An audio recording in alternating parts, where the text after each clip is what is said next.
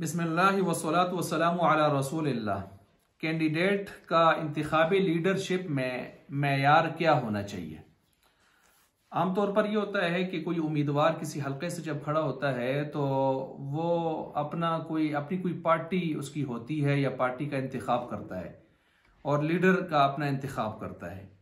तो खुद इस उम्मीदवार को, कैंडिडेट को भी ज़रा, चूँकि ये भी मुसलमान है और ये भी अपने आप को इस्लाम का दावेदार कहता है, तो इसको भी देख लेना चाहिए कि वो किस पार्टी, किस लीडरशिप के तहत जा रहा है।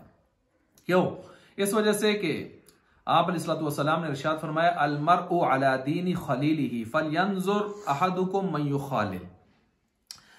ये आप अलैहिस्सलाम ने इरशाद फरमाया कि इंसान जो है वो अपने दोस्त के दीन पर, उसके तर्ज अमल पर होता है, लिहाजा देख ले वो कि वो किसके साथ दोस्ती कर रहा है।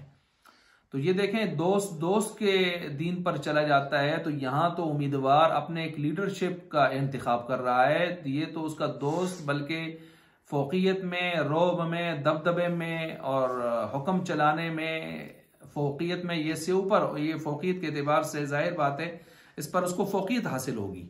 तो कहीं ऐसा ना हो कि कल वो इस तरह के मुल्क व मिल्लत, दीन व मुल्क के हवाले से इस तरह के काम करे, फैसले करे और ये बादल नख्वास्ता न चाहते हुए उन फैसलों को तस्लीम करे, उसके मुताबिक चले, और या फिर उस पार्टी को छोड़ना पड़े या उनके साथ उस गलत रविश पे चलना पड़े और कल की सारी परेशानियां, जराइम इसके सर पड़ें, फिर ये रोए धोए, माफिया मांगे और माफी तलाफी करके ये अपनी जुदात जमात बनाए या दूसरों के साथ फिर चला जाए या आज़ाद खड़ा हो जाए। तो ये पहले से उसको देख लेना चाहिए कि बाद में फिर कहीं उसके साथ मुस्तकबिल में इस तरह के मामलात ना हो।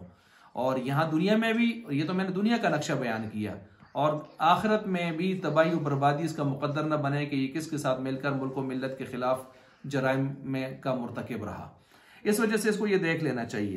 तो बहरहाल ये देख ले कि वो लीडरशिप क्या है, उसकी मरकजी काबीना क्या है, उनका दस्तूर और मंशूर क्या है, इन चीज़ों को वो अच्छी तरह देख लें ताकि मुस्तकबिल में दुनिया में भी और आखिरत में भी उसको किसी किस्म की कोई पशेमानी ना हो।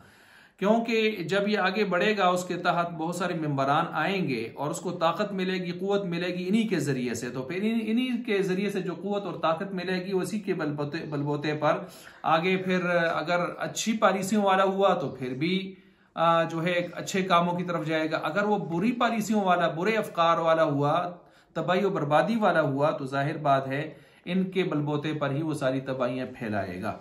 तो इस वजह से इनको भी देख लेना चाहिए ताकि कल की शर्मिंदगी से ये अभी से बच सकें और किसी किस्म की शर्मसारी फिर बाद में न उठानी पड़े।